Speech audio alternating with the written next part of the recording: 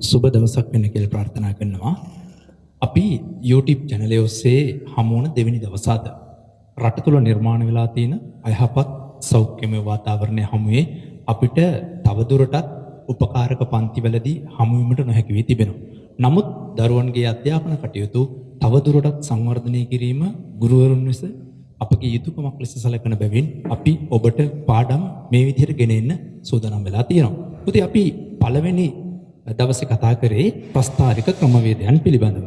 ඉතින් ප්‍රස්තාරික ක්‍රමවේද පිළිබඳව කතා කරනකොට අපි උසස් පෙළ විෂය නිර්දේශයට අදාළ ප්‍රස්තාරික ක්‍රමවේද කීපයක් තියෙන බව මතක් කරා. ඒ අතර තීරු ප්‍රස්තාර, රේඛා ප්‍රස්තාර, වෘත ප්‍රස්තාර මේ විදිහට ප්‍රස්තාර විශේෂ කිහිපයක් තියෙනවා. ඒ අතරින් අපි පළමුවන දවසේ කතා කරමින් හිටියේ තීරු ප්‍රස්තාර පිළිබඳව. තීරු ප්‍රස්තාර වර්ග කීපයක් තියෙනවා.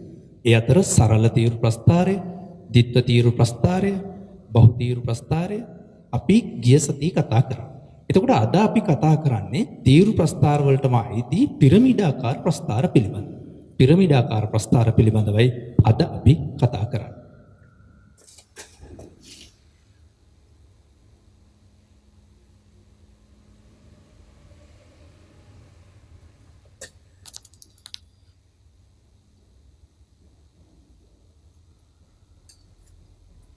පිරමීඩාකාර ප්‍රස්තාරයකින් ඉදිරිපත් කරන්නේ ජනසංඛ්‍යා ව්‍යුහය.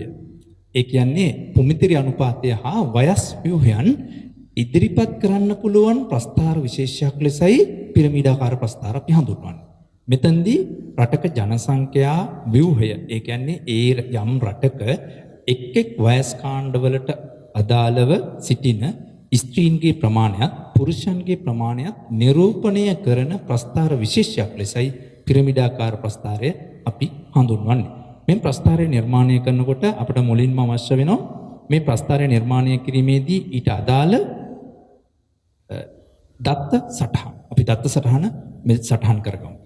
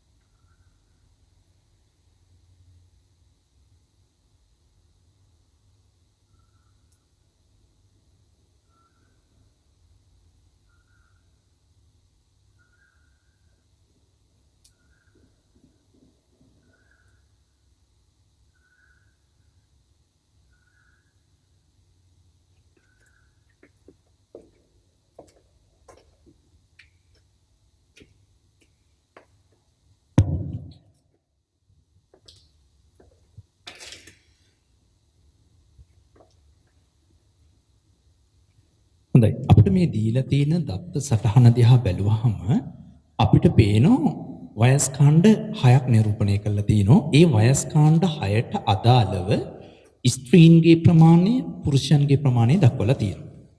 වයස්කාණ්ඩ 6ට අදාළ මේ තියෙන වයස්කාණ්ඩ 6ක් අවුරුදු 15ට අඩු, අවුරුදු 16යි 30යි, අවුරුදු 31යි 45යි අතර, අවුරුදු 46යි අවුරුදු 60යි අතර, අවුරුදු 61යි අවුරුදු 75යි අතර, අවුරුදු 75ට වැඩි ආදී විදිහට වයස්කාණ්ඩ 6ක් දක්වලා තියෙනවා. ඒ එක් එක් වයස්කාණ්ඩය තුල සිටින ස්ත්‍රීන්ගේ ප්‍රමාණයත් පුරුෂයන්ගේ ප්‍රමාණයත් වෙන වෙනම තියෙනවා. එතකොට මෙන්න මේ වගේ දත්ත සමූහයක් අපට ප්‍රස්ථාරිකව නිරූපණය කරන්න පුළුවන් ප්‍රස්ථාර විශේෂය තමයි පිරමීඩ ප්‍රස්ථාර. එතකොට මේ වගේ දත්ත සමූහයක් ප්‍රස්ථාරිකව ඉදිරිපත් කරන්න හදන්න. එතකොට මේක අර කලින් ඇඳපු තීරු ප්‍රස්ථාරවල වගේම තමයි, නමුත් පොඩි වෙනසක් තියෙනවා. මේකෙත් සිරස් අක්ෂයක් හා තිරස් අක්ෂයක් අපි නිර්මාණය කරගන්න.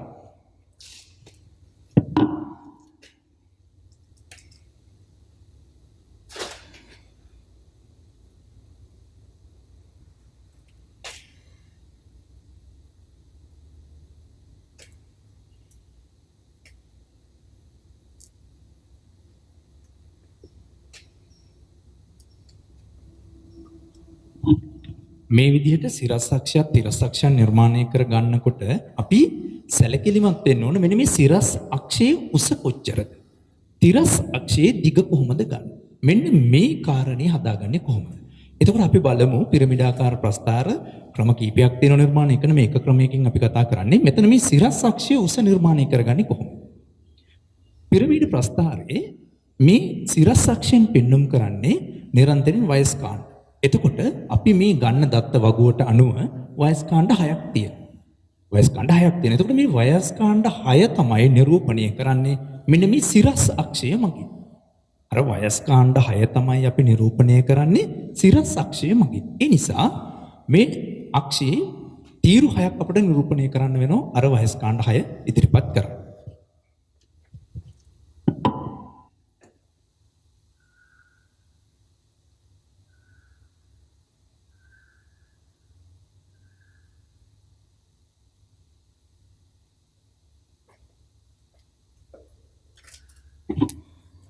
එතකොට මේ සිරස් අක්ෂය ගැන අපි කතා කරමින් ඉන්නේ. මේ සිරස් අක්ෂයට අදාළ වයස්කාණ්ඩ තමයි නිරූපණය කරන්නේ. එතකොට වයස්කාණ්ඩ කියලා මෙතන ලියනවා.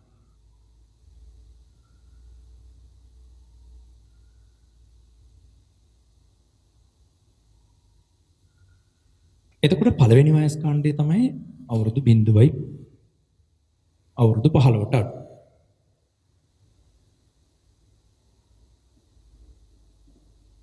එතකොට ඒ තීරුව මේ තියෙනවා.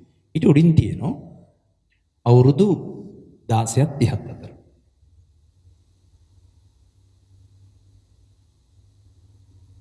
ඊට ඉහළින් අවුරුදු 31 45. ඊට ඉහළින් අවුරුදු 45 46 අවුරුදු 60. ඊට ඉහළින් අවුරුදු 61 75 අවසන් තීරුව තමයි අවුරුදු 75ට වැඩි.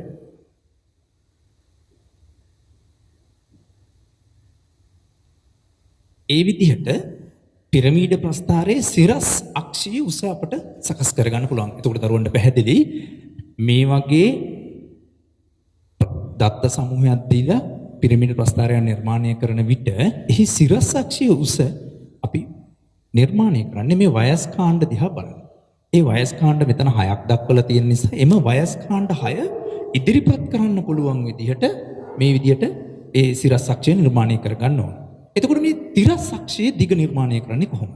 තිරස් අක්ෂයේ දිග නිර්මාණය කරන්නේ. එතකොට මෙන්න මේ තිරස් අක්ෂය තුල අපි ඉදිරිපත් කරන්න පුතේ පුමිතිරි අනුපාතය. පුමිතිරි අනුපාතය. එතකොට මේ පුමිතිරි ස්වභාවය කියන්නේ ස්ත්‍රීන්ගේ ප්‍රමාණයයි පුරුෂයන්ගේ ප්‍රමාණයයි තමයි මේක ඉදිරිපත් කරන්නේ. එතකොට මේ සිරස් අක්ෂයේ දිග තීරණය කරනකොට දීලා තියෙන දත්ත සමූහයේ හොඳින් බලන්න ඕන ස්ත්‍රීන්ගේ වැඩිම ප්‍රමාණය කීයද? පුරුෂයන්ගේ වැඩිම ප්‍රමාණය කීයද කියලා. දැන් මේ දීලා තියෙන දත්ත වගුවත් එක්ක බලනකොට ස්ත්‍රීන්ගේ වැඩිම ප්‍රමාණය මෙන්න මෙතන තියෙනවා. අවුරුදු 31යි 45 අතර 260. පුරුෂයන්ගේ වැඩිම ප්‍රමාණය බැලුවහම ඒ තියෙන්නේ මෙතන. එතකොට මෙන්න මේ ස්ත්‍රීන්ගේ වැඩිම ප්‍රමාණයත් පුරුෂයන්ගේ වැඩිම ප්‍රමාණයත් එකතු කරලා එම ප්‍රමාණයට වඩා තව ටිකක්, ඒ කියන්නේ එම ප්‍රමාණයේ දිගට වඩා තව ප්‍රමාණයක් ඉදිරිපත් කරන්න පුළුවන් විදිහටයි තිරස් අක්ෂයේ දිග අපි සකස් කරගන්න. එතකොට මෙතන අපිට තව කාරණයක් ගැන සැලකිලිමත් වෙන්න ඕන. මේ තිරස් අක්ෂය නැවතත් දෙකට බෙදා ගන්න. ඒ දෙකට බෙදාගන්නේ එක් පසක ස්ත්‍රීන්ගේ ප්‍රමාණය, අනික් පස පුරුෂයන්ගේ ප්‍රමාණය. ඒ නිසා මේ තිරස් අක්ෂය ඒ බෙදෙන තැන අපි හඳුනා ගන්නත් ඕන. ඒ නිසා අපිට මෙන්න මෙහෙම කරන්න වෙනවා. මම මුලින්ම කිව්වා වගේ ස්ත්‍රීන්ගේ වැඩිම ප්‍රමාණය 260. පුරුෂයන්ගේ වැඩිම ප්‍රමාණය 310. එතකොට මෙන්න මේ තියෙන සිරස් අක්ෂයේ ස්ත්‍රීන්ගේ කොටස නිරූපණය කරනකොට ඒ පැත්තේ 260කට වඩා වැඩි ප්‍රමාණයක් දත් ඇතුළත් කරන්න පුළුවන් වෙනවා. ඒ වගේම පුරුෂයන්ගේ පැත්ත අපි ගන්න විට 310කට වැඩි ප්‍රමාණයක් නිරූපණය කරන්න පුළුවන් වෙන්න ඕන. ඒ නිසා අපි මේම අක්ෂයේ දිග මම අර මුලින් කිව්වා වගේ ස්ත්‍රීන්ගේ වැඩිම ප්‍රමාණය 260, පුරුෂයන්ගේ වැඩිම ප්‍රමාණය 310. එතකොට මේ දෙක එකතු කරෙන් පස්සේ අපිට එනවා 570. එතකොට මෙන්න මේ තිරස් අක්ෂයේ අපට නිරූපණය කරන්න පුළුවන් වෙන්න ඕන 570කට වඩා වැඩි ප්‍රමාණයක් නිරූපණය කරන්න විදිහටයි මේ තිරස් අක්ෂයේ දිග සකස් කර ගන්න ඕන. එතකොට මම කිව්වා ස්ත්‍රීන්ගේ ප්‍රමාණය සහ පුරුෂයන්ගේ ප්‍රමාණය මේ තනි රේඛාවේ දෙකට බෙදලා ගන්න නිසා අපි බලමු ඒ ස්ත්‍රීන්ගේ ප්‍රමාණයත් පුරුෂයන්ගේ ප්‍රමාණයත් බෙදා වෙන් කරන තැන හඳුනගන්නේ කොහොමද කියලා. ඒක කරන්නේ මෙහෙම අපි වම් පස ස්ත්‍රීන්ගේ ප්‍රමාණය ගමු, දකුණු පස පුරුෂයන්ගේ ප්‍රමාණය ගමු. එතකොට මෙතනදී ස්ත්‍රීන්ගේ උපරිම ප්‍රමාණය 260 නිසා මෙන්න මේ ආසන්නයේ ඉඳන් එහාට 260ක් වැඩි පැත්ත ගන්න ඕන. අපි ගමු 50න් 50. එතකොට 260ට වඩා එහාගේ විදිහට අපි ගමු 300. එතකොට මෙන්න මේ හරියෙන් අපි 300 කියලා ගන්නවා. ඊට පස්සේ මේ එහාට යන්න ඕන 300 සිට අඩු වේගන යන්න ඕන දත්ත. එතකොට අපි අර දිග තීරණය කරන කතාව වගේ තමයි 570ක් ඉදිරිපත් කරන්න ඕන. එතකොට මේ 570 ඉදිරිපත් කරන ආකාරය ගැලුවහම අපිට මෙතන ඉඳන් 50 අඩු කරගෙන යන්න පුළුවන්. එතකොට ස්ත්‍රීන්ගේ ප්‍රමාණය පුරුෂයන්ගේ ප්‍රමාණය වෙන් කරන තැන හඳුනා ගන්න පුළුවන්. අපි පොඩ්ඩක් ඒක කරලා බලමු.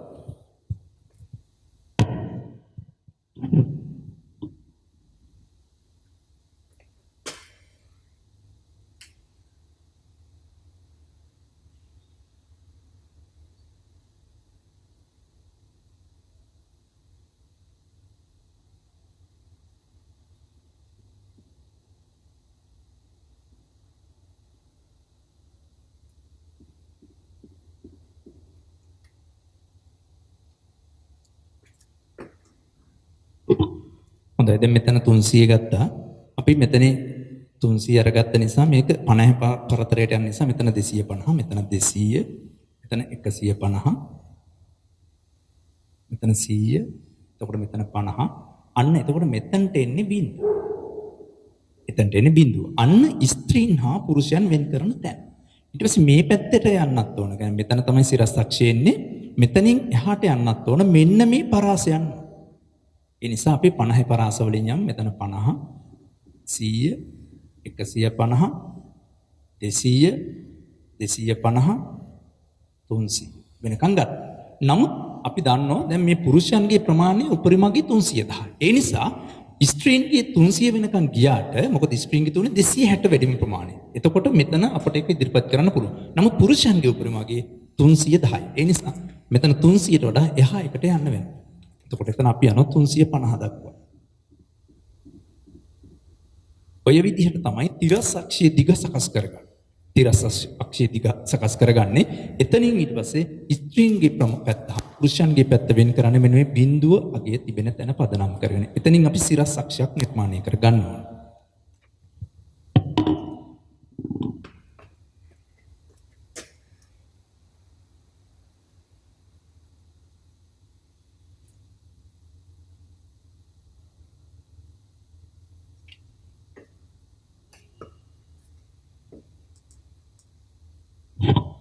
හොඳයි. දැන් බලන්න අපි මෙතෙක් මේ කරපු කාරණය අපි ඇඳින්නේ පිරමීඩ ප්‍රස්ථාරයක්. අපිට පිරමීඩ ප්‍රස්ථාරයක් අඳින්නේ කොහොම සිරස් අක්ෂය හා තිරස් අක්ෂයක් අවශ්‍යයි.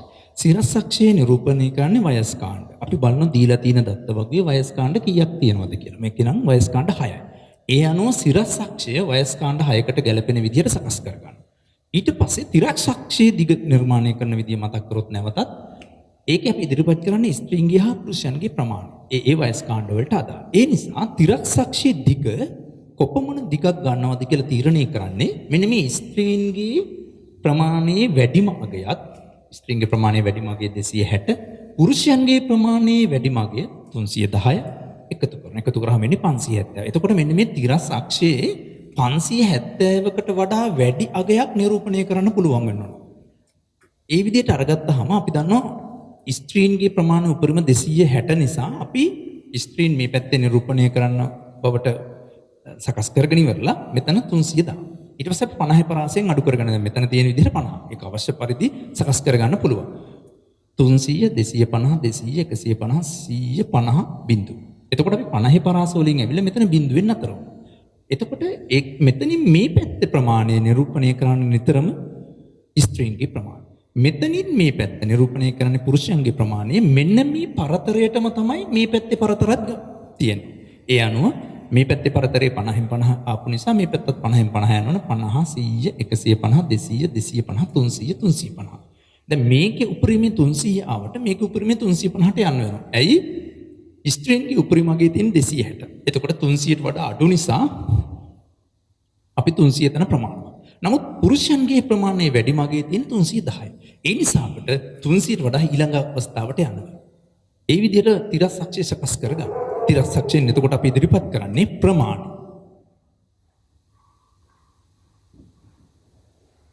තිරස්සක්ෂයෙන් ඉදිරිපත් කරන්නේ ප්‍රමාණය. දැන් මේ විදිහට අදාළ කාරණය නිර්මාණය කරගත්තට පස්සේ අපි අර තිබෙන සංඛ්‍යා දත්ත ප්‍රස්ථාරය තුළ නිර්මාණය කරන්න උත්සාහ කරමු. අපි දන්නවා දැන් අවුරුදු 15ට අඩු වයස් කාණ්ඩය තුළ ස්ත්‍රීන්ගේ ප්‍රමාණය 250යි. අවුරුදු 15ට අඩු වයස් කාණ්ඩය තුළ ඉන්නේ ස්ත්‍රීන්ගේ ප්‍රමාණය 250යි. අපි බලමු මේ දත්තය කොහොමද ප්‍රස්ථාරයේ ඇතුල් කරන්නේ කියලා. එතකොට මෙන්න තියෙනවා අවුරුදු 15ට අඩු වයස් කාණ්ඩය. ස්ත්‍රීන්ගේ ප්‍රමාණය 250යි. මෙන්න තියෙනවා 250. මෙතන ඉඳන් මේ පැත්තට ස්ත්‍රීන් ගන්න නිසා අපි මෙතන ස්ත්‍රී කියලා ලියමු.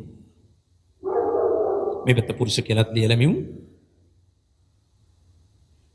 250 ගන්න මෙතන. එතකොට අපි මේ විදිහට 250 මෙතන ඉඳන් මෙහෙට 250 බලලා ඒ විදිහට මාක් කර ගන්නවා. ඊට පස්සේ මෙන්න මේ තීරුවේ දිගට මෙතනට රේඛාවක් ඇඳ ගන්නවා. අපි ඒක ඇඳලා ඉමු.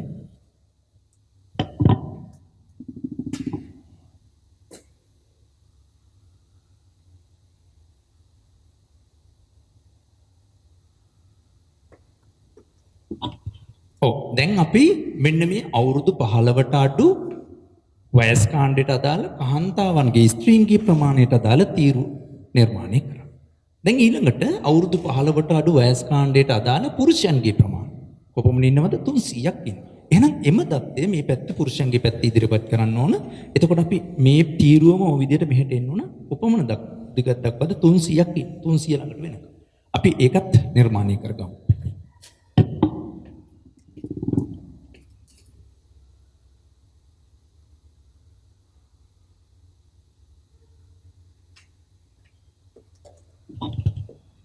දැන් බලන්න අපි එක වයස් කාණ්ඩයක ස්ත්‍රීන්ගේ ප්‍රමාණයත් පුරුෂයන්ගේ ප්‍රමාණයත් ප්‍රස්තාවයේ තීරු අනුසාරයෙන් ඉදිරිපත් කරනවා. අපි යනවා ඊළඟ වයස් කාණ්ඩයට. ඒකේ තියෙන අවුරුදු 16යි 30යි අතර.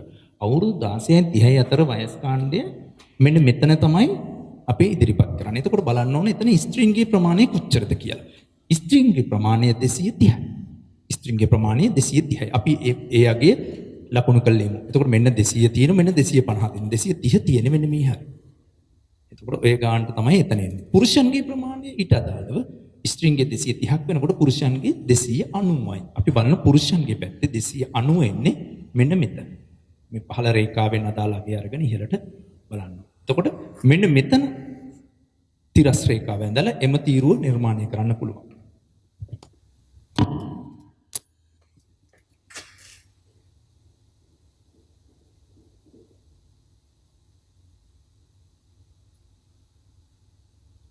ඔය විදිහට මේ විදිහට ඒ වයස් කාණ්ඩය කියන්නේ අවුරුදු 16යි 30 අතර වයස් කාණ්ඩයේ ස්ත්‍රීන්ගේ ප්‍රමාණයත් පුරුෂයන්ගේ ප්‍රමාණයත් නිරූපණය කරනවා. ඊළඟට යනවා අපි ඊළඟ වයස් කාණ්ඩයට. ඒක අවුරුදු 31යි 45යි අතර ස්ත්‍රීන්ගේ ප්‍රමාණය 260යි පුරුෂයන්ගේ ප්‍රමාණය 310යි. අපි ඒ ඉදිරිපත් කරමු. ස්ත්‍රීන්ගේ ප්‍රමාණය 260යි. එතකොට 260 මෙන්න මේ හරියෙන් එන්නේ. පුරුෂයන්ගේ ප්‍රමාණය 310යි. 310 මේ හරිය. ඊට පස්සේ ඒ අදාළ තීරුව නිර්මාණය කරන්න.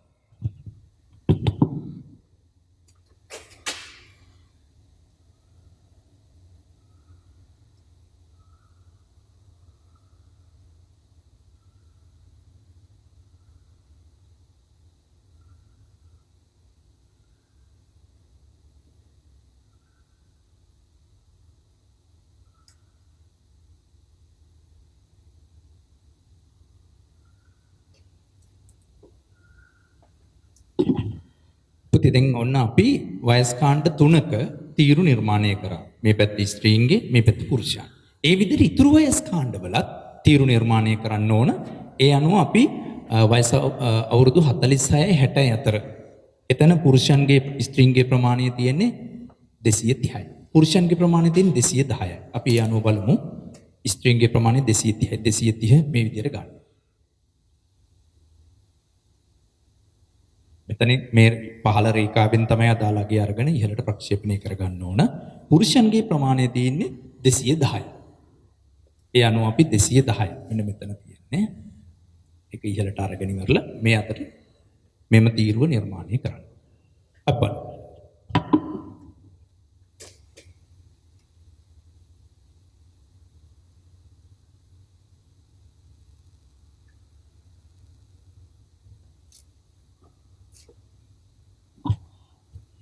ඊළඟට අවුරුදු 61යි 75යි අතර ස්ත්‍රීන්ගේ ප්‍රමාණය 150. 150 මෙන්න මෙතන තියෙන්නේ. අපි මේ ප්‍රක්ෂේපණය වෙන්න ඕනේ ඉහළට. ඊට පස්සේ ඊට අදාළ පුරුෂයන්ගේ ප්‍රමාණය 140යි. 140 මෙන්න මෙතන තියෙන්නේ. අපි ඒක ඉහළට ප්‍රක්ෂේපණය කරගන්න ඕන. ඊට පස්සේ තීරුව නිර්මාණය කරන්න ඕන.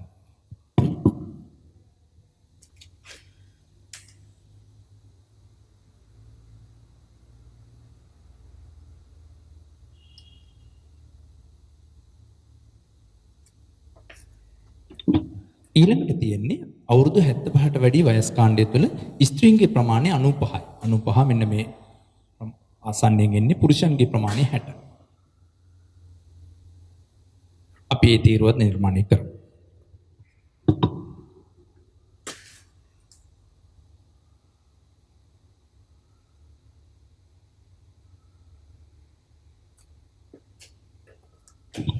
හොඳයි. දැන් අපි පිරමීඩ ප්‍රස්ථාරය මේ දීලා තියෙන සංඛ්‍යාදත්ත වගුවට අදාළව නිර්මාණය කරා. ඒ නිර්මාණය කරාම ඔබ මතක තියාගත යුතු කාරණයක් තියෙන පුතේ මෙන්න මේ තීරු එක සමාන පළලකින් නිර්මාණය කරන්න. මෙම තීරු එක සමාන පළලකින් නිර්මාණය කරන්න ඕන. එතකොට දැන් මේ දිහා බලනකොට වයස වැඩි වෙනකොට එම වයස් කාණ්ඩ තුල ජීවත් වෙන ප්‍රමාණය ටික ටික අඩු වෙලා ගිහිල්ලා තියෙනවා. ඒ වගේම මෙම තීරු දිහා බලනකොට අපිට තව පෙනෙන කාරණයක් තමයි ස්ත්‍රීන්ගේ ප්‍රමාණාත්මක අගය යම් ප්‍රමාණයක වැඩි අගයක් පේනවා. ස්ත්‍රීන්ගේ ප්‍රමාණාත්මක අගය වැඩි අගයක් පේනවා. නමුත් මේ සංඛ්‍යා දත්ත වගුව දිහා බලලා එම කාරණා අපට එකවර හඳුනා ගන්න බෑ. සංඛ්‍යා දත්ත වගුව දිහා බලලා මෙම ප්‍රදේශයේ ජනසංඛ්‍යාවේ ස්ත්‍රී පුරුෂ භාවය වයස් කාණ්ඩ වලට අදාළව තියෙන තත්ත්වයන් එකවර හඳුනා ගන්න බෑ. නමුත් එම දත්ත මේ වගේ පිරමීඩාකාර ප්‍රස්ථාරයක නිර්මාණය කරාම අපිට තියෙන වාසිය තමයි එම ප්‍රදේශයේ ඒ වයස් කාණ්ඩ වලට අදාළ පුරුෂයන්ගේ ප්‍රමාණයත් ස්ත්‍රීන්ගේ ප්‍රමාණයත් පිළිබඳ මනා චිත්‍රයක් අපට එකවර නිරූපණය කරගන්න පුළුවන්. ඒ වගේම එම සංඛ්‍යා දත්ත මේ වගේ ප්‍රස්ථාරයේ යම් රටක ආදේශ දත්ත පාවිච්චි කරලා නිර්මාණය කරොත් අපිට තියෙන වාසිය තමයි එම රටේ සමාජ ආර්ථික තත්ත්වය පිළිබඳ මනා චිත්‍රයක් අපට නිරූපණය කරගන්න පුළුවන්. ඒ නිසා මේ පිරමීඩ ප්‍රස්ථාරය ජනසංඛ්‍යා ව්‍යුහය, ඒ කියන්නේ ස්ත්‍රී පුරුෂ අනුපාතයත් ඒ වයස් කාණ්ඩ පිළිබඳවත් පුළුල් අවබෝධයක් අපට අරගන්න පුළුවන් ප්‍රස්ථාර විශේෂයක්. මේ ප්‍රස්ථාරය මෙතනට ඇඳලා අවසන් නැහැ. තව එහාට අපිට මේකේ ඉතුරු කොටස් නිර්මාණය කරන්න ඕන. අපි බලමු මේකේ තියෙන ඊළඟට තියෙන නිර්මාණය කරන්න ඕන කාරණා. උදේ දැන් මෙතන මේ ස්ත්‍රීන්ගේ ප්‍රමාණය හා පුරුෂන්ගේ ප්‍රමාණය වඩාත් හොඳින් මේ ප්‍රස්ථාරයේ දෙස බලන කෙනෙක්ට ඉතා හොඳින් පැහැදිලිව අඳුන ගන්න වර්ණ දෙකක් පාවිච්චි කරන්න පුළුවන්. ස්ත්‍රීන්ට එක් වර්ණයකුත් පුරුෂන්ට එක් වර්ණයකුත්. මේදී වෙනත් වර්ණ දෙකක් භාවිතා කරලා මේ සේයා කරන්න පුළුවන්. අපි ස්ක්‍රීන් මේ විදිහට සේයා ගන්නමු.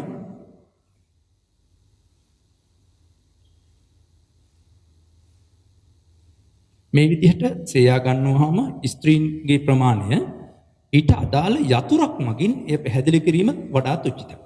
ඊට අදාළ යතුරක් මගින් අපි මෙන්න මෙතනම අරගන්න පුළුවන් අවශ්‍ය නම් යතුර.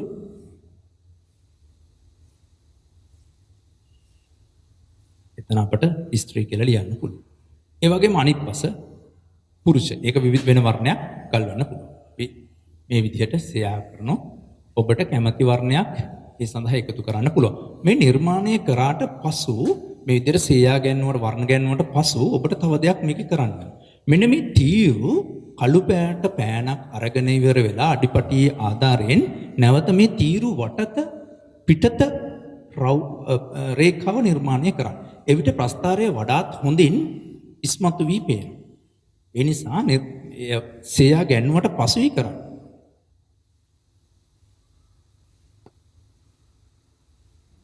මේ සේයා ගන්නකොට නිතරම ටිකක් ලාපහයට හුරු පාටක් ගන්න. හැබැයි පාට දෙක ಜಾති දෙක වර්ණ දෙකක් වෙන්න ඕන වෙනස්. එක ළඟින් යන වර්ණ ගන්නත් එපා. එතකොට අපිට මේ පැත්තෙන් ඊළඟ යතුර විදියට පුරුෂ සේයා කරලා පෙන්නන. මේ විදියට අරගත්තට පස්සේ මාතෘකාව ලියමු. අපි උඩ තිබෙන මාතෘකාව ඉවත් කරලා ඊට අදාළ මාතෘකාව ලියමු. මාතෘකාව වෙන්නේ මේ අපිට දීලා තියෙන්නේ යම් ප්‍රදේශයක ජීවත් වෙන ජනසංඛ්‍යා ව්‍යුහය. ඒක අපි මේ විදිහට ඉදිරිපත් කරමු. අපි ගමු ගාල්ල කඩවස් අතර අපේ ග්‍රාම නිලධාරි වසමක් කියලා ගමු නේ. ග්‍රාම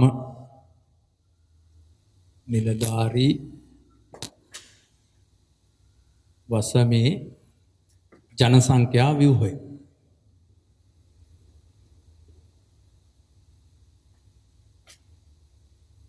ව්‍යුහය 2018. ඔය විදිහට ග්‍රාම නිලධාරි වසමක ජනසංඛ්‍යා ප්‍රමාණාත්මක අගයන් දුන්නාම ඒක අපිට මේ විදිහට නිරූපණය කරන්න පුළුවන්. ඒක දීලා යටින් අදාළ මූලාශ්‍රය සටහන් කරනවා. මූලාශ්‍රය ප්‍රාදේශීය ලේකම් ප්‍රාලේ මේක මම කෙටියෙන් ලියන්නේ ඔබ ඒ නිවැරදිව දිගින් ලියන්න ඕන ප්‍රාලේ වාර්තාව. ඔය විදිහට මෙන්න මේ ප්‍රස්ථාරයේ ඉතුරු කොටස් සකස් කර ගන්නවා. එතකොට අවශ්‍ය නම් මෙන්න මේ මෙතන ඉඳලා මෙතනට තියෙන දුර බලලා මෙතන මෙතනට ඒ දුර තියලා මේක අවශ්‍ය නම් මේ විදිහට එකතු කරගෙන නිරූපණය කරන්න පුළුවන්. අපි මේ විදිහට හරගස්සමු.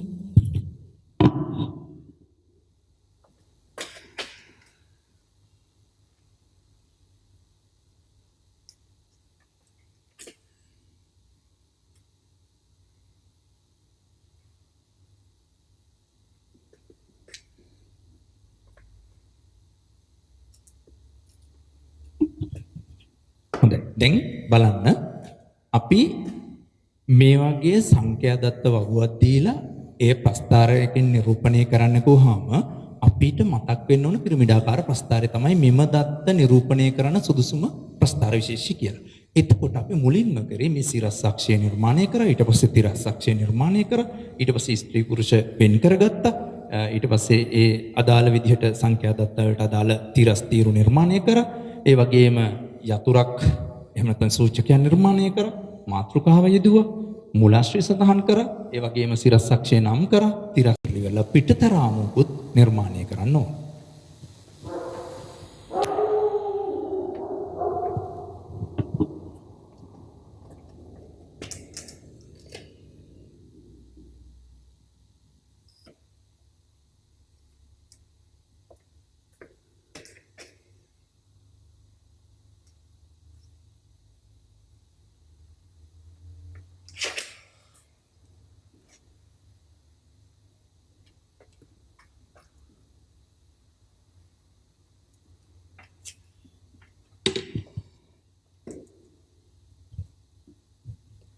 මොකද මේ පිටතරාමු නිර්මාණය කරන විට ඔබ නිර්මාණය කරන ප්‍රස්ථාර කඩදාසියේ සමබරතාවය රැකෙන විදිහටයි නිර්මාණය කරන්න ඕනේ. ඉතින් ඔබ මේ අඳින්න පටන් ගන්නකොටම ප්‍රස්ථාර කඩදාසියේ සමබරතාවය රැකෙන අයුරින් මේ නිර්මාණය කරන්න.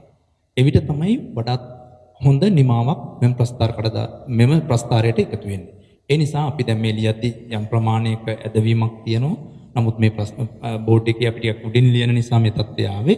කොහොම වුණත් මේ නිවැරදි පිළිවෙලට ලස්සනට ඔබ නිර්මාණය කරන්න ඕන. මේ සූචකය අවශ්‍ය නම් මේ ඉහළට ආවේ ප්‍රශ්නයක් නැහැ. සූචකය අවශ්‍ය නම් ඉහළට ආවට ප්‍රශ්නයක් නැහැ. ඉහළින්ම තියෙන්න ඕන මාතෘකාව. ඊට පස්සේ ප්‍රස්ථාරය, ඊට පස්සේ යටින් මූලාශ්‍රය තියෙනවනේ යතුරු මෙතනට හරි මේ පැත්තට හරි ගන්න පුළුවන්. මේ විදිහට තමයි පිරමීඩාකාර ප්‍රස්ථාරය අපි නිර්මාණය කරන්නේ.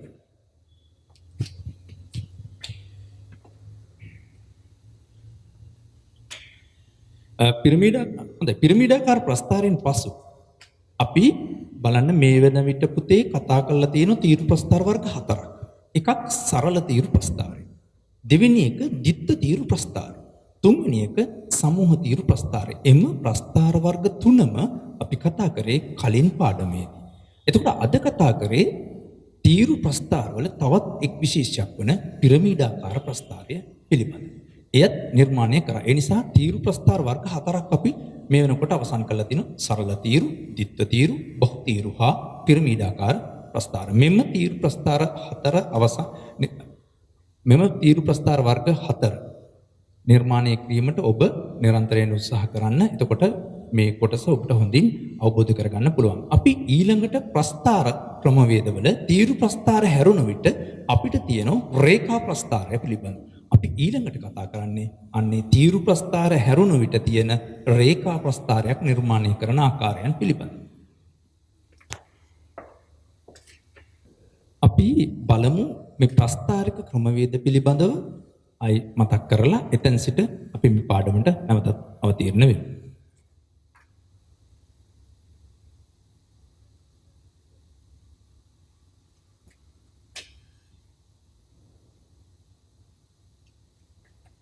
ප්‍රස්ථාරික ක්‍රමවේද ප්‍රධාන වශයෙන් ක්‍රම කීපයකට වෙන් කරගන්න ඉගෙන ගන්න පුළුවන්. අපි මෙහිදී ප්‍රධාන වශයෙන් කොටස් 3කට බෙදලා ඉගෙන ගන්න.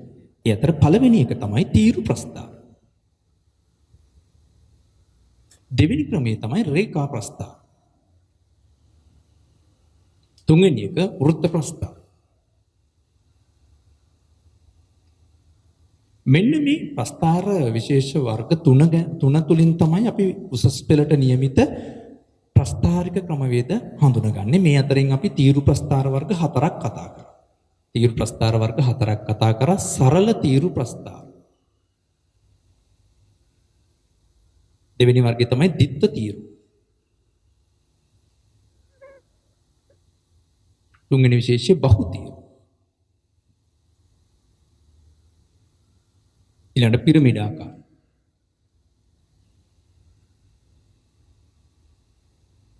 තවත් අපට අපගමන තීරු පුළුවන්. අපි ඒක ඊළඟට තියෙන කේන්ද්‍රික ප්‍රවණතා පාඩමේදී කතා කරා.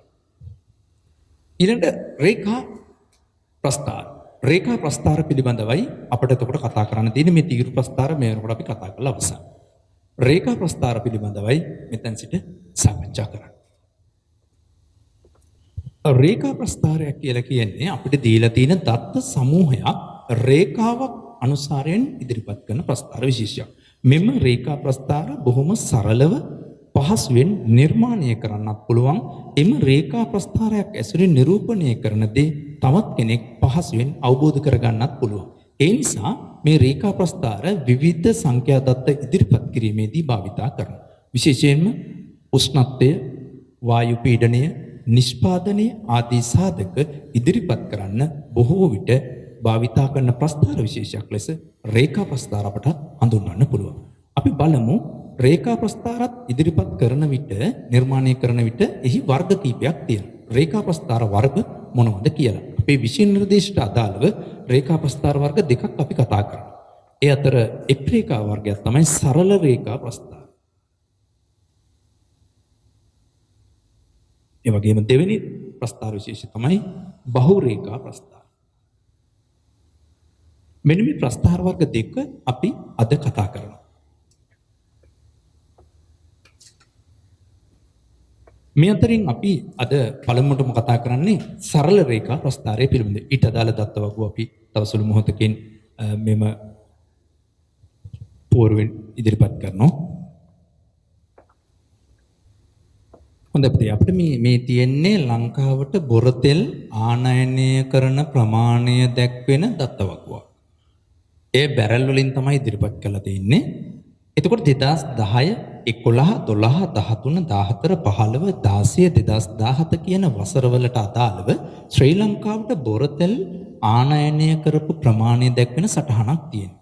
මෙන්න මේ වගේ සටහනක් අපිට සරල රේඛා ප්‍රස්ථාරයක් ඇසුරින් ඉදිරිපත් කරන්න පුළුවන්. ඒ වගේම උෂ්ණත්වය, වායු පීඩනය වැනි සාධක සරල රේඛා ප්‍රස්ථාරය ඇසුරින් වඩාත් නිවැරදිව ඉදිරිපත් කරන්න පුළුවන්. අපි මේ තියෙන දත්ත සරල රේඛා ප්‍රස්ථාරයක් ඇසුරින් නිරූපණය කරමු. එතකොට මේකෙත් පුතේ අපි හඳුනා ගන්න ඕන සිරස් අක්ෂයක් හා තිරස් අක්ෂයක් නිර්මාණය කරනවා. සිරස් අක්ෂය තිරස් අක්ෂය ලම්බකව නිර්මාණය කරනවා. එතකොට දැන් මේ තියෙන දත්ත ඇතැම් විට ඔබට අවශ්‍ය නම් පුතේ මේ වටයා ගැනීමේ නිදහස තියෙනවා.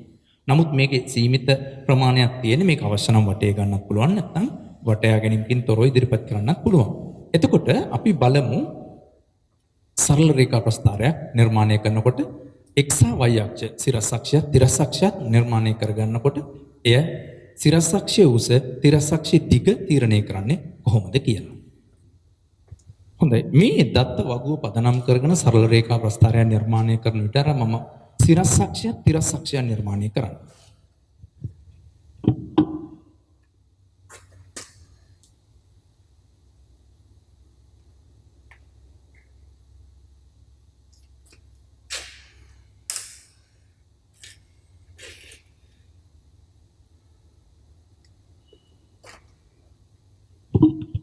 මෙහෙම නිර්මාණය කරන සිරස් අක්ෂයත් තිරස් අක්ෂයත් ඔබ ප්‍රස්ථාර කඩදාසියක නිර්මාණය කරන නිසා එය මේ විදිහට ලම්බකව ඔබට පහසුවෙන් ලබා ගන්න පුළුවන්.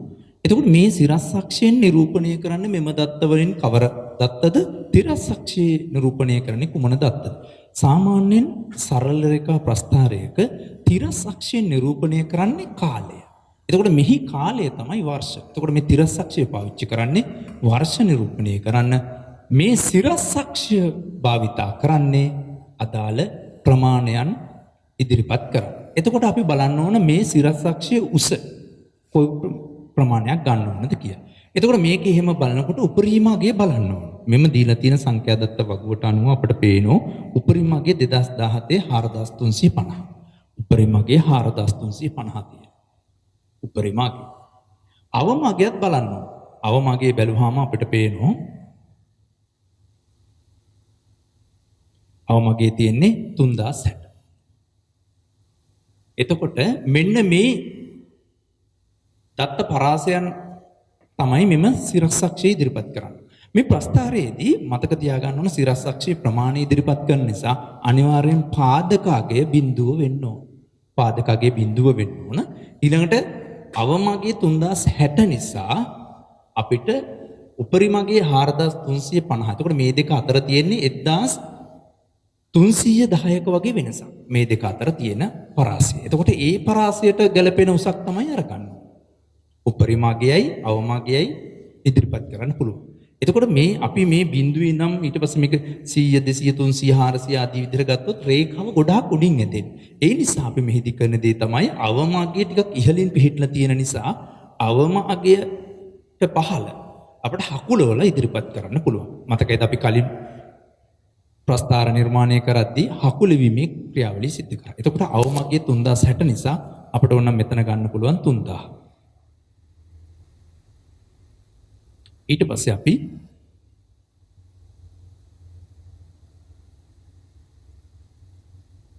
තුන්දාස් 200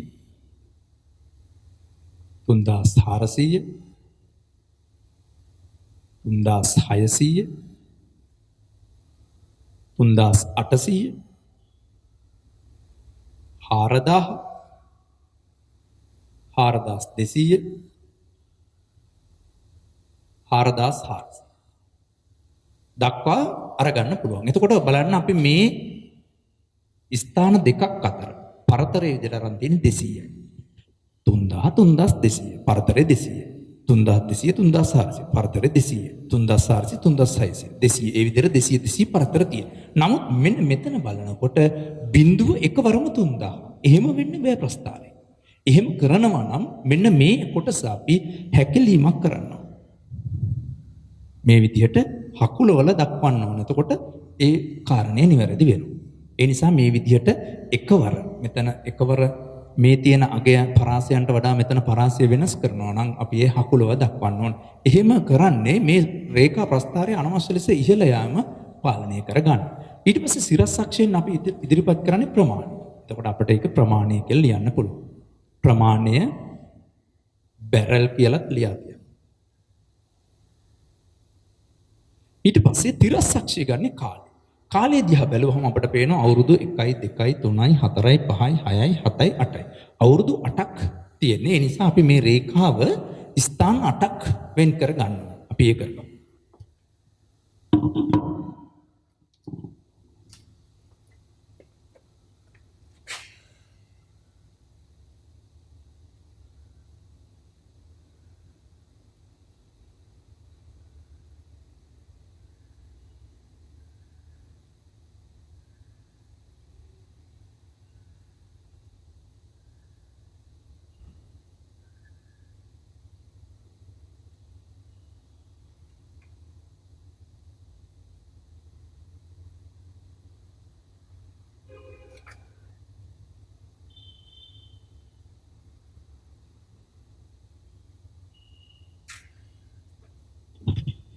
මේ විදිහට තිරස් අක්ෂය අපි අවුරුදු 8 ඉදිරිපත් කිරීමට අදාළ ලෙස වෙන් කරගත්තා.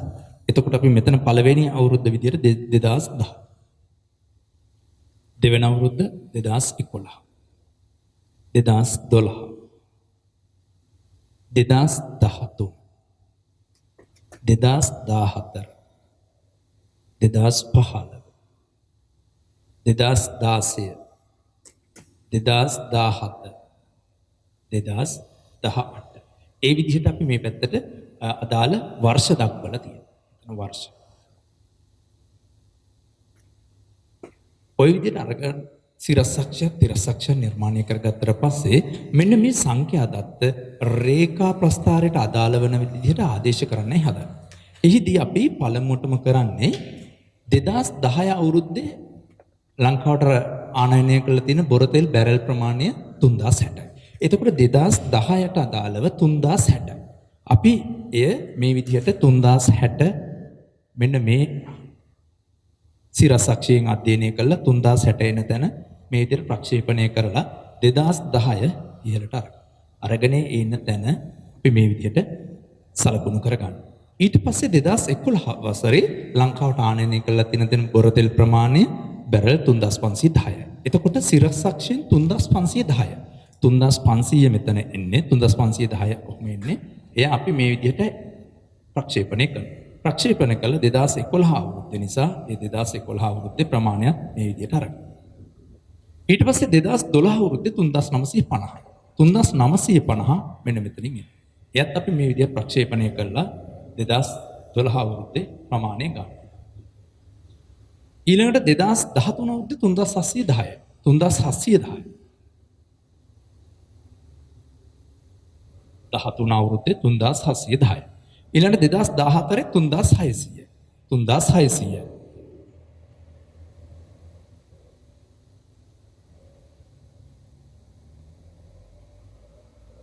2015 අවුරුද්දේ 3900. 3900.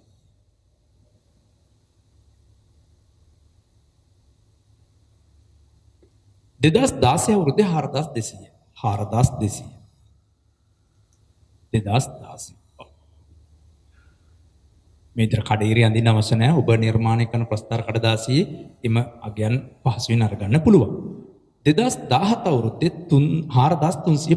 4350.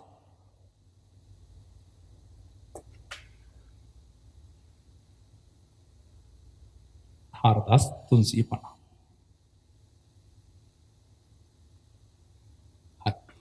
ඔය විදිහට තමයි අපි අරගන්නේ. මෙතන 2018 අවශ්‍ය වෙන්නේ නැහැ. ඔය විදිහට අදාළ දත්ත ටික අපි සකස් කරගන්න. සකස් කරගත්තට පස්සේ ඒ අදාළ ස්ථාන ටික අපි එකට යා කරා. යා ඒ සරල රේඛාව නිර්මාණය කරා. අපි ඒ කරමු.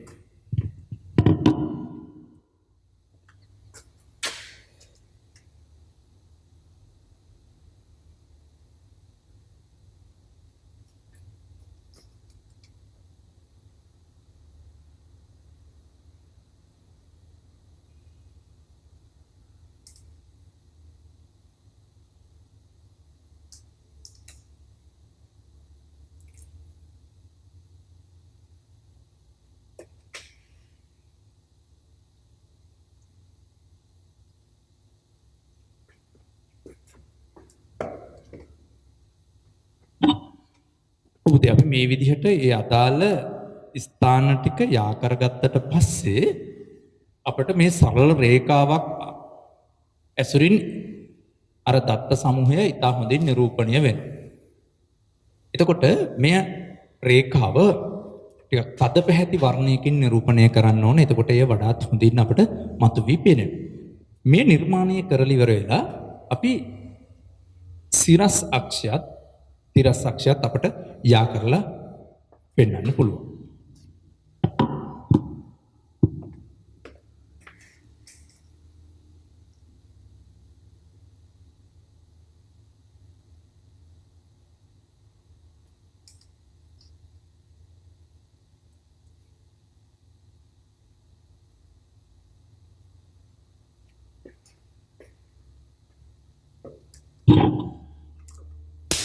හොඳයි මේ විදිහට අපි සරල රේඛා ප්‍රස්ථාරය නිර්මාණය කරාට පසු මාතෘකාව ලියන්න.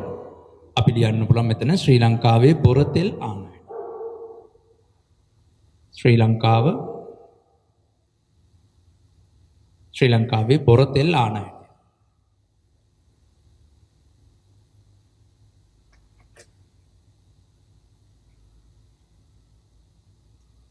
බොරතෙල් ආනයනය 2010 සිට 2017 දක්වා.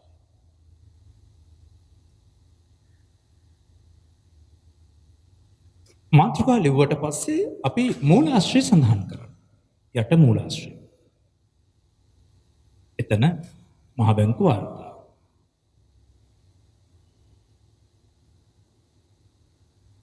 එතකොට මේ මූලාශ්‍රය අපි අරගන්නේ පුතේ මේ දීලා තියෙන දත්ත සමූහය පහලින් එම මූලාශ්‍රය බොහෝට සඳහන් කරලා තියෙන එම මූලාශ්‍රය තමයි අපි මෙතන පහලින් ප්‍රස්තාරය පහලින් ඉදිරිපත් කරන්නේ. එතකොට මාතෘකාව මූලාශ්‍රය සිරස්සක්ෂය නම් කිරීම තිරස්සක්ෂය නම් කිරීම මේ කාරණාවලින් පසු අපිට පිටතරම නිර්මාණය කරන්න පුළුවන්.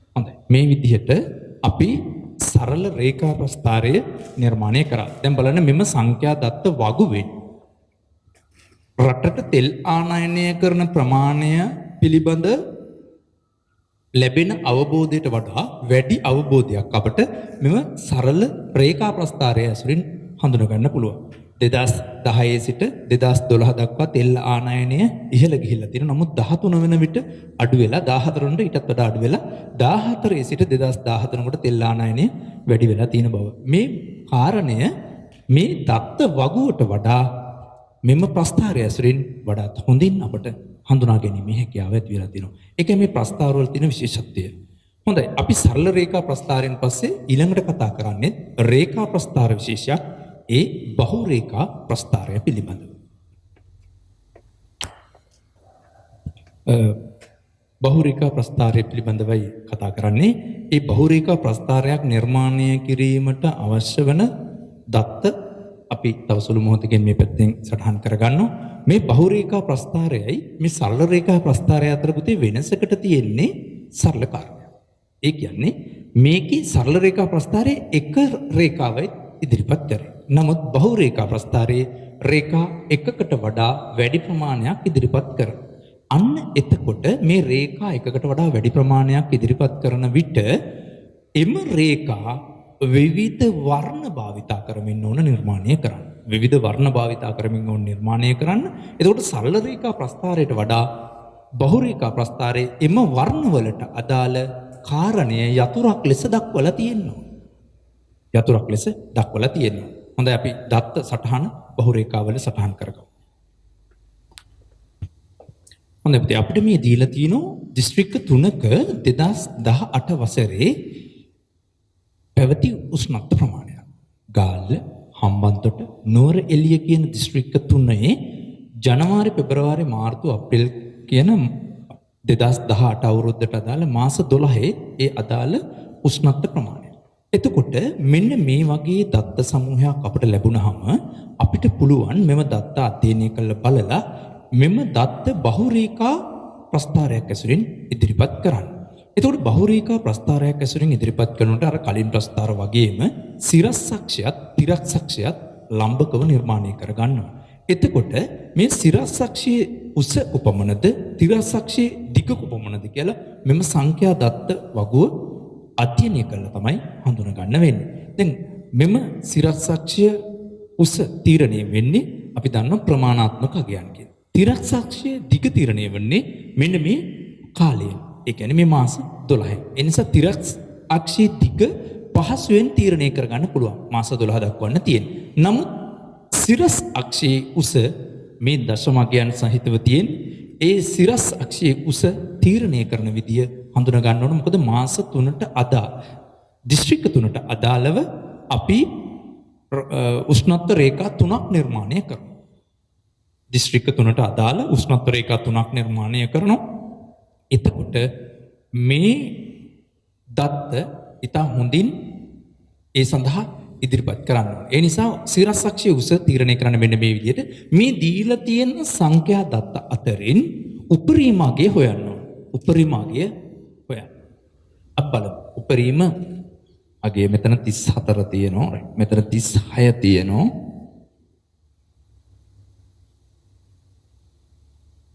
උපරිම උෂ්ණත්වයේ සෙල්සියස් අංශක 36. සෙල්සියස් අංශක 36 තමයි උපරිම අගයේ විදියට තියෙන්නේ. ඊළඟට බලන්න ඕන අවම අගය කීයද කියලා. අවම අගය. අවම අගය දිහා මෙහෙම අධ්‍යයනය කරගෙන එනකොට ගොඩක් ලා නුවරඑළිය පැත්තට ගියාම අවම අගය හොයාගන්න ලේසි. අවම අගය බැලුවහම සෙල්සියස් අංශක 14.1යි. අවම අගය තියෙන්නේ 14.1යි. එතකොට මෙන්න මේ උපරිම අගයත් අවම අගයත් නිරූපණය කරන්න පුළුවන් ආකාරයට වුණ අපි සිරස් අක්ෂයේ උස තීරණය කරන්න. ඒ තීරණය කරනකොට අපි බැලු බැලමට පේන මේ රේඛා 3 ඒ කියන්නේ ගාල්ල හම්බන්තොට නුවරඑළිය 3 දිස්ත්‍රික්ක 3 උෂ්ණත්ව රේඛා 3 ටිකක් බිඳුව කියන පාදක අගයට වඩා ගොඩක් ඉහළින් ගමන් කරන්නේ. මොකද 14යි 36 අතර. එතකොට අපිට පුළුවන් මේ බිඳුවේ සිට තරමක කොටසක් සිරස් අක්ෂයේ හකුල වල ඉදිරිපත් කරන්න. එය කරමු. අපිට ගන්න පුළුවන් මෙතන සෙල්සියස් අංශක 13 එහෙම නැත්නම් 12 ඉඳලා 38 විතර වෙනකන් අරගත්තාම ප්‍රමාණවත්. අපි ඒ විදිහට හකුල වල මේ ප්‍රස්ථාරය නිර්මාණය කරමු.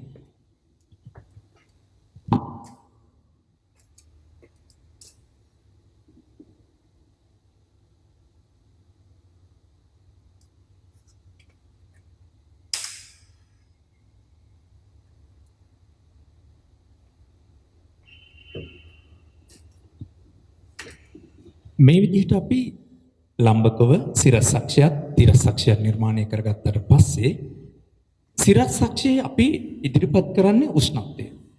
උෂ්ණත්වය ඉදිරිපත් කරනකොට මේ පාදක රේඛාව බිඳුව වෙන්නේ. එතකොට තියෙන අවමගේ 14.1 නිසා අපිට පුළුවන් මෙතන ආරම්භ කරන්න 12යි. 12 සිට 38 දක්වා ඉහළට පුළුවන් අපි එය සකස් කරගමු එම සිරස් අක්ෂය.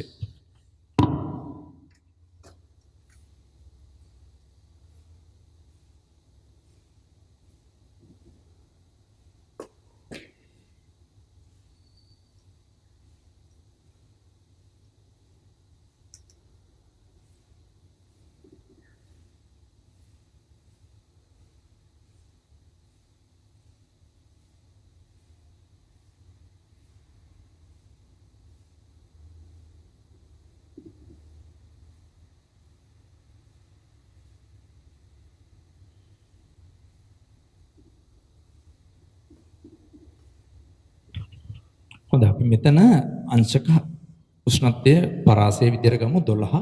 ඊට පස්සේ 4ක පරාසයෙන් 16 සෙල්සියස් අංශක 20 24 28 32 36 40 උපරිමගේ තියෙන 36.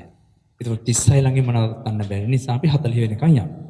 අවමගේ තියෙන්නේ 14.2. ඒතකොට ඒ නිසා මෙම රේඛා තුනම මේ පොට් ප්‍රදේශයේ නිරූපණය කරන්න පුළුවන්. දැන් මෙතන බැලුවහම 12 16 පරාසය තියෙන්නේ 4. 16 20 පරාසය 4. එතකොට මේ පරාසයන් සමානව ඉදිරිපත් කරන්න ඕන. නමුත් මෙන්න මෙතන බැලුවහම බිංදුව 12. එකවර වෙනස් වෙලා තියෙන විශාල අගයකින් මෙම සාපේක්ෂව. ඒ නිසා මෙන්න මෙතන අපි හකුලවන ඉදිරිපත් කරන ලකුණ ඉදිරිපත් කරන්න ඕන. හරි. ඊට පස්සේ තිරසක්ෂයේ දිග ඊට පහසුයි මාස 12 ඉදිරිපත් කරන්න තියෙනවා. ඊට අදාළ ලෙස සකස් කර ගන්න ඕන.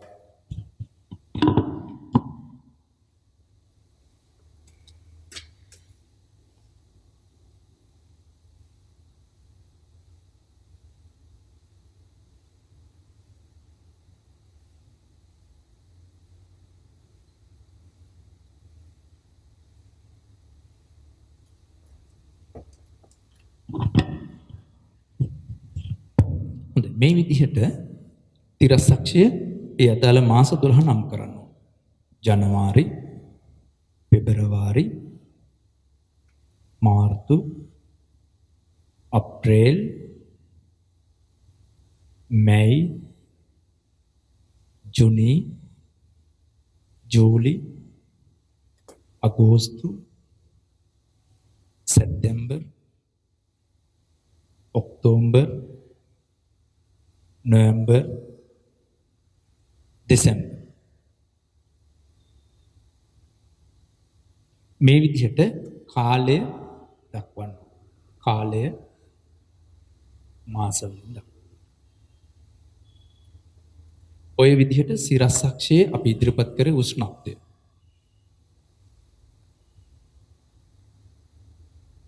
ඔබට අවශ්‍ය නම් උෂ්ණත්වය මේ අතර ලියන්නත් පුළුවන්. උෂ්ණත්වය ඒකකයේ දක්වන්න ඕන සෙල්සියස් අංශ. රයිට්. මේ කොටස සකස් කරගෙන ඉවර වෙලා ඉස්සෙල්ලම කරන්න ඕන කාරණේ තමයි මේ දිස්ත්‍රික්ක 3 අතරින් එක දිස්ත්‍රික්කයක දත්ත ඉස්සෙල්ලා සටහන් කරන්න ඕන. ඊට පස්සේ යම් වර්ණයක් අරන් ඒ සටහන් කර අගයන් යා කළා රේඛාව අඳින්න ඕන. ඊට පසුව තමයි දෙවෙනි දිස්ත්‍රික්කයේ දත්ත මෙම ප්‍රස්ථාර පොළේ සටහන් කරන්න යන්න ඕන. එහෙම නොවුනොතින් සියලුම දත්ත ටික මේකේ සටහන් කරගෙන ඉවරලා යා කරන්න ගියොත් වරදින්න පුළුවන්. ඒ නිසා එක් දිස්ත්‍රික්කයක රේඛාව නිර්මාණය කිරීමෙන් පසුව තමයි ඊළඟ දිස්ත්‍රික්කයට අදාළ උෂ්ණත්ව රේඛාව ප්‍රස්ථාර කඩදාසියේ නිර්මාණය කරන්නට යන්න ඕන. අපි දැන් ගාල්ල දිස්ත්‍රික්කයේ උෂ්ණත්ව රේඛාව නිර්මාණය කරමු. දැන් ගාල්ල දිස්ත්‍රික්කයේ උෂ්ණත්ව රේඛාව දිහා බැලුවහම ජනවාරි මාසයේ උෂ්ණත්වය සෙල්සියස් අංශක 23.5.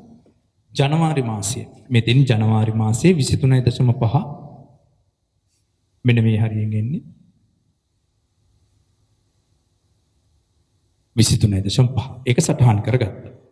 ඊළඟට පෙබරවාරි මාසයේ අගේ 24.5යි. පෙබරවාරි මාසයේ 24.5 ඒ ආසන්නයෙන් වෙනවා. මෙතන පෙබරවාරි වලින් බලන්න ඕන 24.5. මාර්තු මාසයේ 31.2යි. මාර්තු මාසයේ 31.2යි. මේ විදිහට මාර්තු මාසයේ 31.2. 31.2 හඳුනාගත්තට පස්සේ ප්‍රක්ෂේපණය කරන්න ඕන ඉදිරියට. ඊට පස්සේ මාර්තු මාසයේ අදාළ තැනින් එය මේ විදිහට සලකුණු කරගන්න. අප්‍රේල් මාසයේ උෂ්ණත්වය සෙල්සියස් අංශක 34යි. 34. මාසය අප්‍රේල්. මැයි මාසයේ උෂ්ණත්වය සෙල්සියස් අංශක 28යි. මැයි මාසයේ උෂ්ණත්වය සෙල්සියස් අංශක 28යි. ජුනි මාසයේ සෙල්සියස් අංශක 29යි. ජුනි මාසයේ 29.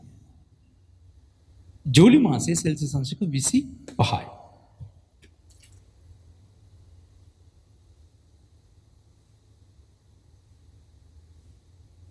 අගෝස්තු මාසයේ සෙල්සියස් අංශක 24යි. අගෝස්තු මාසයේ සෙල්සියස් අංශක 24යි. සැප්තැම්බර් මාසයේ සෙල්සියස් අංශක 26යි. ඔක්තෝබර් මාසයේ සෙල්සියස් අංශක 27යි.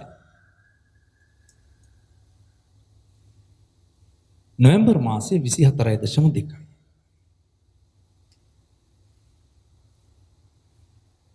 දෙසැම්බර් මාසයේ සෙල්සියස් අංශක 22යි. ඔය විදිහට අදාළ දත්ත ටික ප්‍රස්ථාර කඩදාසියේ සටහන් කරගත්තට පස්සේ ඉතාමත්ම කල්පනාවෙන් මෙන්න මේ ස්ථාන යා කරන්න ඕන. ඔබ එම ස්ථාන යා කරන විට යම් හේකින් අතපසුවීමක් වෙලා මෙම ස්ථානයක් මගහැරිලා යා වෙන්න පුළුවන්. එහෙම වුණොත් ඔබ නිර්මාණය කරන ප්‍රස්ථාරය වැරදි. ඒ නිසා නිතරම බලන්න මේ මාසයට අදාළ ස්ථානය යා කරමින් තමයි ඔබ ගමන් කරන්න ඕනේ. එසේ නොවුනොත් ප්‍රස්ථාරය වරදින්න පුළුවන් නිසා. හොඳයි. අපි දැන් අඩිකෝදුවක් භාවිතා කරලා මෙන්න මේ රේඛාවන් මේ ස්ථාන ලක්ෂ්‍ය යා කරමින් ඒ රේඛාව නිර්මාණය කරමු.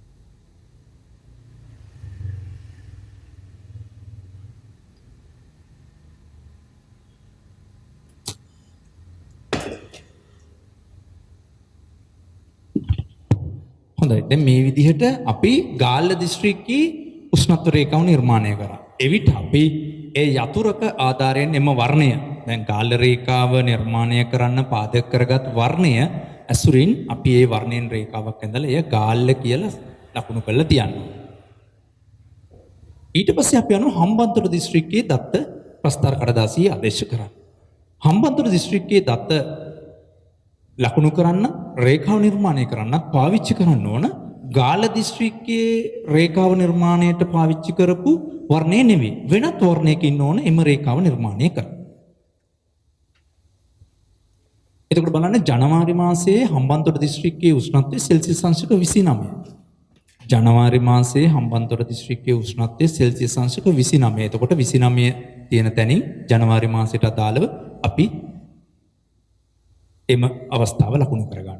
පෙබරවාරි මාසයේ 29.5යි. පෙබරවාරි මාසයේ 29.5යි. මාර්තු මාසයේ 34.2යි. 34.2. ඒ මාර්තු මාස. මාර්තු මාස. මාර්තු මාසෙ මෙතනින් බලන්න ඕන නිතරම. ඊට පස්සේ අප්‍රේල් මාසයේ 34යි. අප්‍රේල් මාසයේ 36යි. මේ දත්තත් එක්ක බලනකොට ටිකක් උතුරේ ඉඳන් බලනකොට බෝඩ් එක පේන්නේ හරියට අප්‍රේල් මාසයේ අගය 36යි. අප්‍රේල් මාසයේ අගය 36යි. මෙතනින් අපි 36 ප්‍රක්ෂේපණය කළා ඒ විදිහට ගන්න.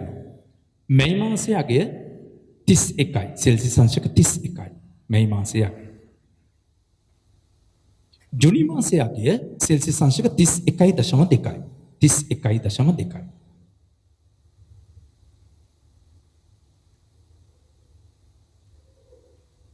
ජූලි මාසයේ අගය සෙල්සියස් අංශක 29යි. ජූලි මාසයේ අගය 29යි. අගෝස්තු මාසයේ අගය සෙල්සියස් අංශක 28යි. තව දුරටත් පහළට ඇවිල්ලා තියෙනවා. 28. සැප්තැම්බර් මාසයේ අගය 31යි. සැප්තැම්බර් මාසයේ උෂ්ණත්වය ඉහළ යනවා 31යි. ඔක්තෝබර් මාසයේ අගය සෙල්සියස් අංශක 30යි. නොවැම්බර් මාසයේ සෙල්සියස් අංශක 29යි.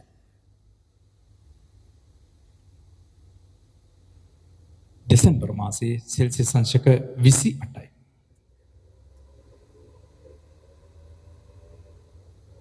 ඔය විදිහට හම්බන්තොට දිස්ත්‍රික්කයේ උෂ්ණත්ව අගයන් ප්‍රස්ථාර කඩදාසියේ සටහන් කරගෙන අඩිපටියක් භාවිතා කරලා එම ස්ථාන යා කරන්න ඕන. අර කලින් කිව්වා වගේ තමයි එම ස්ථාන යා කරන විට බොහොම පරිස්සමින් යා කරන්න ඕන. එක් ලකුණු කිරීමක් හෝ මගහැරුණොත් අදාළ කාරණය අපිට මගහැරලා ප්‍රස්ථාරය වර්ධින්න පුළුවන්. ඒ නිසා ජනවාරි පෙබරවාරි මාර්තු කියන මාස 12 නිසි පිළිවෙලට තමයි මෙම රේඛාවේ ඔබ යා කරගෙන යන්න ඕන.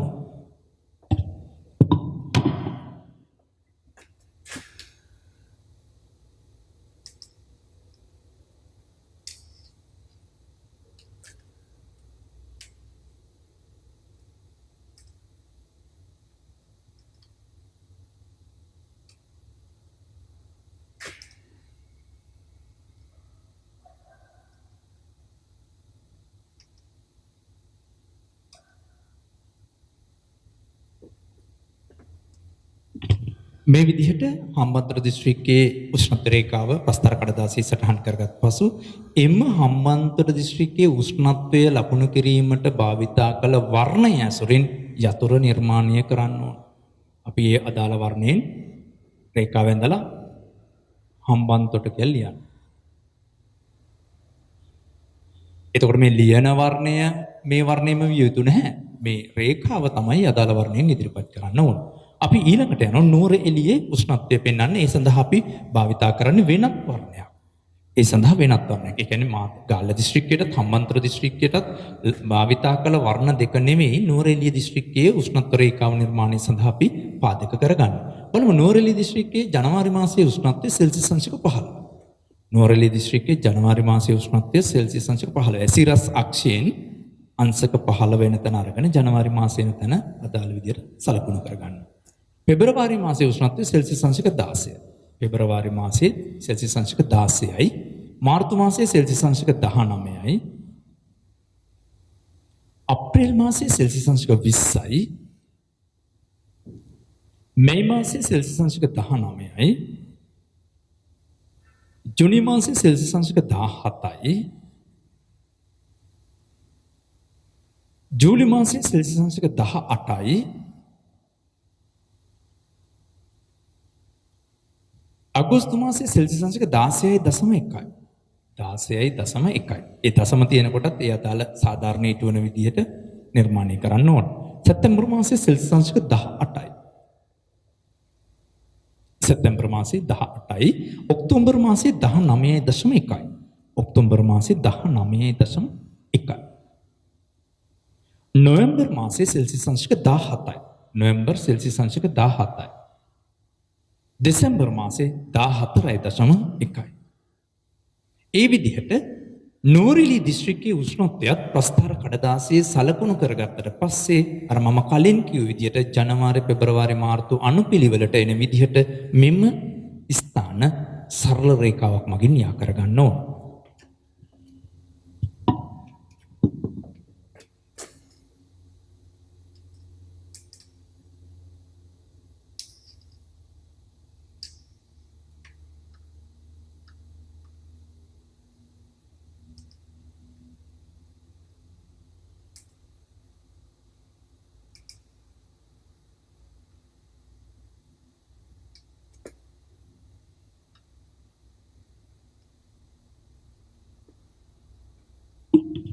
එම රේඛාවත් නිර්මාණය කරගත්තාම එම වර්ණය භාවිතා කරලා යතුර නිරූපණය කරන්න ඕන ඒ නුවර එළිය දිස්ත්‍රික්කය. මේ විදිහට යතුර නිරූපණය කරන්න ඕන. මේ විදිහට බලන්න සරල රේඛා ප්‍රස්ථාරය හා සමානවම බහු රේඛා ප්‍රස්ථාරය නිර්මාණය කරන වෙනසකට තියෙන්නේ සරල රේඛා ප්‍රස්ථාරයේ එක් රේඛාවයි. නමුත් බහු රේඛා ප්‍රස්ථාරයේ රේඛා එකකට වඩා වැඩි ගණනක් තියෙනවා. එතකොට මේ රේඛා වර්ණ තුනකින් ඉදිරිපත් කළා තුන එම වර්ණ තුනට අදාළ යතුරක් ඉදිරිපත් කළා තියෙනවා. දැන් අපි මෙන්න මේ තිරස් අක්ෂය සිරස් රේඛාවක් අඳින්න පුළුවන්. මේ සිරස් අක්ෂයට දකුණු අසට එම රේඛාව ඇඳලා ඒ දෙක සම්බන්ධ කරන්න පුළුවන්.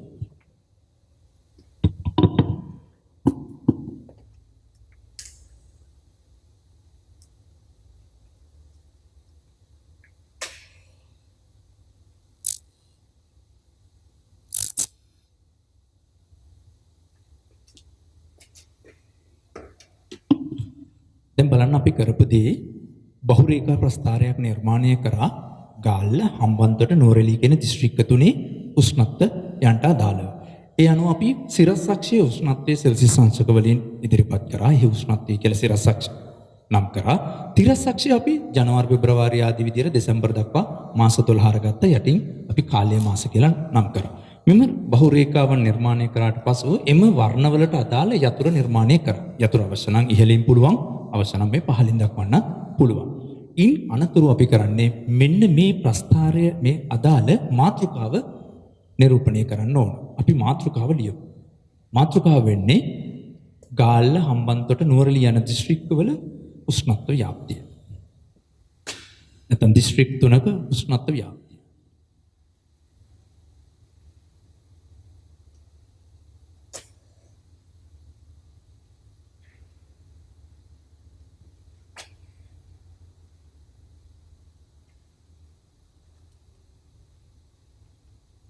මේ විදිහට මාතෘකා ලියලා යටින් මූලාශ්‍රය සටහන් කරන්න. මූලාශ්‍රය විදියට අපි අරගමු මම අර කලින් කිව්වා මේ වගේ දත්ත වගුවක් දුන්නාම පහලින් සටහන් කරලා තිනවා ඒ අදාළ මූලාශ්‍රය. එම මූලාශ්‍රය තමයි ඔබ මෙතන ප්‍රස්ථාරය යටින් සටහන් කරන්න ඕන. මූලාශ්‍රය අපි මෙතන දීලා තියෙන එක උපකල්පනය කරමු කාලගුණ වාර්තාව.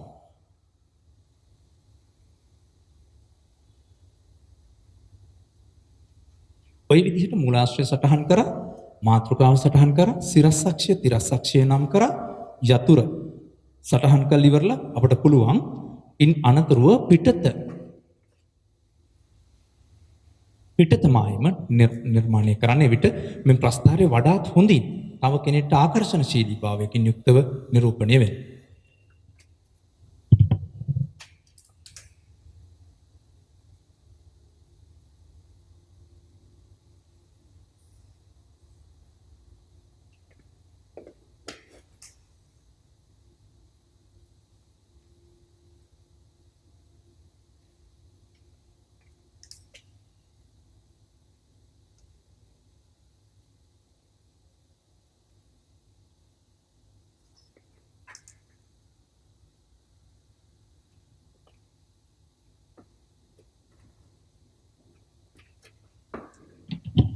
හොඳයි අපිට මේ විදිහට පුළුවන් එතකොට බහුරේඛා ප්‍රස්ථාරයක් නිර්මාණය කරගන්න. දැන් මම ඔබට පුතේ ප්‍රස්ථාර වර්ග 6ක් මේ වෙනකොට YouTube channel එකේ කතා කරා. තීරු ප්‍රස්ථාර 4ක් කතා කරා. රේඛා ප්‍රස්ථාර 2ක් කතා කරා. තීරු ප්‍රස්ථාර යටතේ සරල රේඛා ප්‍රස්ථාරය, දිත්ත. තීරු ප්‍රස්ථාර යටතේ සරල තීරු ප්‍රස්ථාරය, දිත්ත තීරු ප්‍රස්ථාරය, බහු තීරු ප්‍රස්ථාරය හා පිරමීඩාකාර ප්‍රස්ථාරය. රේඛා ප්‍රස්ථාරය යටතේ සරල රේඛා ප්‍රස්ථාරය, බහු රේඛා ප්‍රස්ථාරය කතා කරා. අපිට තව ඉතුරුලා තියෙනවා මෙතනදි කතා කරන්න වෘත්ත ප්‍රස්ථාර පිළිබඳව. ඒ වගේම මේ ප්‍රස්ථාර කරනකොට පුතේ ඔබට පුළුවන් පසුගිය වසරවල ප්‍රශ්න පත්‍ර අරගෙන ඒවායේ අහලා තියෙන ප්‍රස්ථාර මේ මා උගන්වූ ආකාරය අනුගමනය කරමින් ඔබට අභ්‍යාස ලෙස සකස් කරන්න. එතකොට අද දවස තුල අපි මේ කොටස මෙතනින් સમાપ્ત කරනවා. ඊළඟ දවසේ අපි නැවතත් හමු වෙමේ බලාපොරොත්තු වෙමු. ඔබ සැමට සුබ දවසක්.